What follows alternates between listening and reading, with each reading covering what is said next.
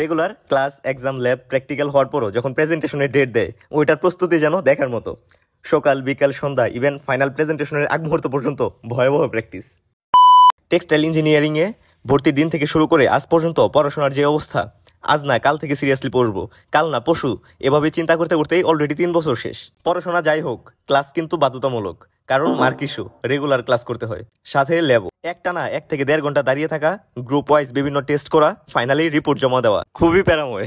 সাথে আরো class test, assignment, practical লেখা, সেমিস্টার এক্সাম, এগুলো তো আছেই। এত সবকিছুর মাঝেও আবার প্রেজেন্টেশন, টিম রেডি, টপিক নির্ধারণ, স্লাইড বানানো, ফাইনালি প্র্যাকটিস করা, কত কত ঝামেলা। প্রত্যেকেই এত পরিমাণ সিরিয়াস, মজাও লাগে আবার ভয়ও লাগে। ক্লাসে গেলাম প্র্যাকটিস করতে, গিয়ে দেখি অলরেডি একটা টিমের প্রস্তুতি চলতেছে।